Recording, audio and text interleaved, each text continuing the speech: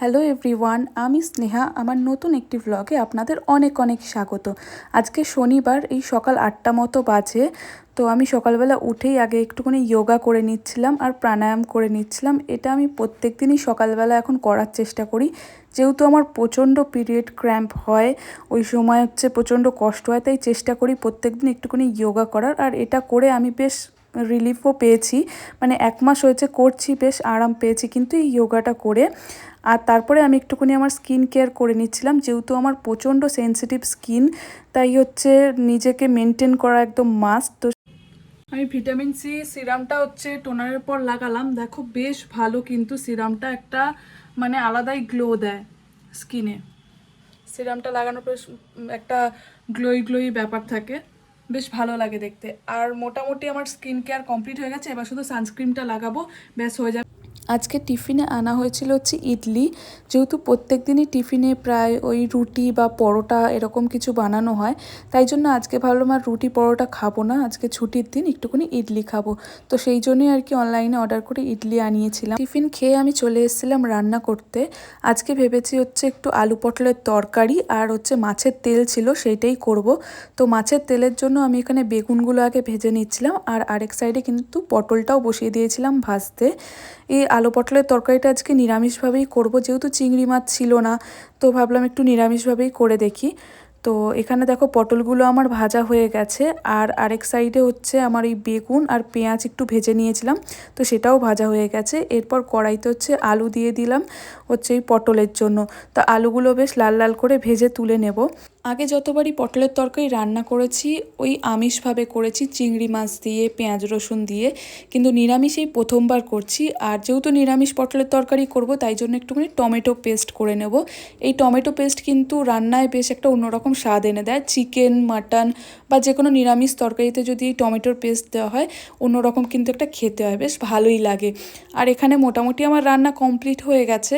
আজকে করেছিলাম মাছের ঝাল, পটলের তরকারি, তারপর বেগুন পেঁয়াজ দিয়ে মাছের তেল, আর একটা ভাজা করেছিলাম। আর এক সাইডে ভাত আর ডালটা বসিয়ে দিয়েছিলাম। মোটামুটি সব রান্নাই কমপ্লিট হয়ে গেছে, শুধু ভাত আর ডালটা করলে পুরোপুরি সব কমপ্লিট হয়ে যাবে। আর রান্না করতে করতে রান্নাঘরে বেল দেখতে পেলাম। এই বেলটা না, যেদিন আমরা বাড়িতে গেছিলাম সেদিন আমরা যে গ্যারেজে গাড়ি রাখি, সেইখানে একটা আন্টি দিয়েছে।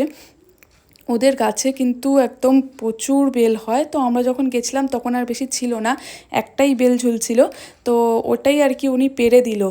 এই বেলটা ফাটানোর পর যা সুন্দর গন্ধ বেরোচ্ছিল, মানে গাছ পাকা বেল, বুঝতেই পারছো, মানে খুব সুন্দর গন্ধ বেরোচ্ছিল। বাজার থেকে কিনে তো বেল খাওয়াই হয়, কিন্তু গাছ থেকে পেরে এরকমভাবে বেল কিন্তু খাওয়া হয় না। তো যাই হোক, আমি এখানে বেলটা ভালো করে ছাড়িয়ে শ্বাস যেটা হয় বেলের, তো সেইটা বার করে নিচ্ছিলাম। তো বেলটা কিন্তু বেশ ভালো খেতে ছিল, মিষ্টি মিষ্টি খেতে ছিল। তবুও আমি এর মধ্যে একটুখানি বিট নুন আর একটু সামান্য চিনি দিয়েছিলাম, বেশ ভালো লাগছিল কিন্তু খেতে। এই বেলের শরবতটা খেয়ে একদিকে কি হলো বলো তো, যা গরম, বডিটা ভেতর থেকে হাইড্রেট হয়ে গেল। এই যে বানিয়ে নিয়েছি বেলের শরবত, আর এর মধ্যে একটু দিয়ে দেবো বরফ। এই যে আইস কিউবগুলো দিয়ে দেবো এর মধ্যে, তাহলে একটু বেশ ঠান্ডা ঠান্ডা লাগবে, খেতে বেশ ভালোই লাগবে। 3টে আইস কিউব দিয়ে দিয়েছি এর মধ্যে। এবার এটা খেয়ে দেখবো যে কেমন খেতে লাগছে।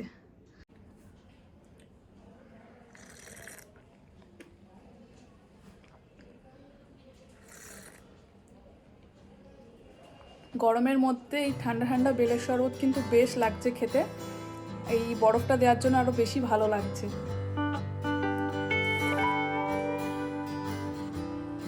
দুপুরবেলা খাওয়া দাওয়া করে একটুখানি রেস্ট নিয়েছিলাম, আর এখন ওই বিকেল 5:30 মতো বাজে, দুজন মিলে একটু ঘুরতে বেরিয়েছি। আগে কি হতো, বিয়ের পরপর প্রত্যেক শনি রবিবার কিন্তু আমরা ঘুরতে বেরোতাম, এখন আর সেটা অতটা হয় না, অনেক কমে গেছে। তাই ওকে বললাম যে চলো দুজন মিলে আজকে একটু ঘুরে আসি। আর দেখো, মানে দু সাইডে শালবন, আমাদের ঝাড়গ্রামের কিন্তু এটাই স্পেশালিটি, মানে আপনি যেখানেই যাবেন শালবন একদম দেখতে পাবেনই পাবেন। চারিদিকে শুধু সবুজ আর সবুজ, যেটা আমাদের কলকাতায় কিন্তু একদমই দেখা যায় না। কলকাতায় যেহেতু প্রচুর ফ্ল্যাট হয়ে গেছে, এখন সবুজ প্রায় দেখাই যায় না। তো এখানে এসে কিন্তু বেশ ভালো লাগে, যখনই বেরোই সবুজ দেখতে পাই, খুব ভালো লাগে মনটা।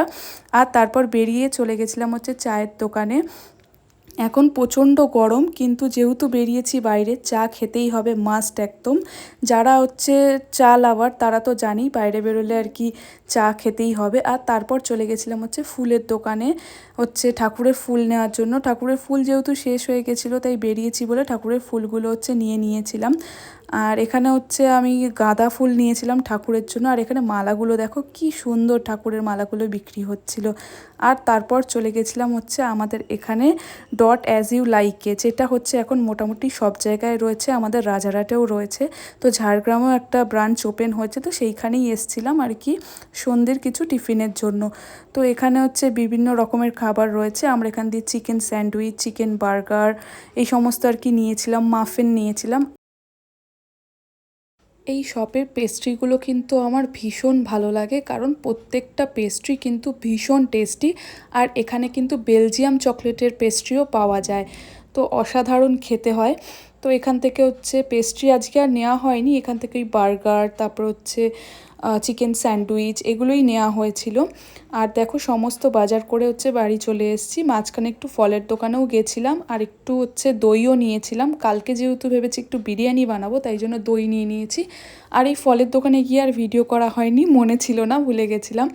তো যাই হোক বাড়ি চলে এসেছি। আর এনাকে দেখো, এসেই একদম সামনে বসে আছে, মানে লেজ নাড়িয়ে নাড়িয়ে দেখছে আমরা কোথায় গেছিলাম। তো এইগুলোই আর কি নিয়েছিলাম, চিকেন রোল, বার্গার, স্যান্ডউইচ। আর এটার আরেকটা যেটা রয়েছে সেটার কি নাম সেটা আমি ভুলে গেছি। তো এইগুলো আমার মোটামুটি লেগেছে, খুব যে ভালো লেগেছে তা নয়, মোটামুটি লেগেছে। তো আজকের ভিডিওটা এখানেই আমি এন্ড করছি। তোমাদের আমার ভিডিওটা কেমন লাগলো অবশ্যই কিন্তু কমেন্টে জানাবে। আর যদি ভালো লেগে থাকে তাহলে প্লিজ আমার চ্যানেলটিকে সাবস্ক্রাইব করে দেবে। আর যারা ফেসবুক থেকে দেখছো তারা আমার ভিডিওটা অবশ্যই ফলো করে দিও। চলো বাই, দেখা হবে অন্য কোনো ভিডিও।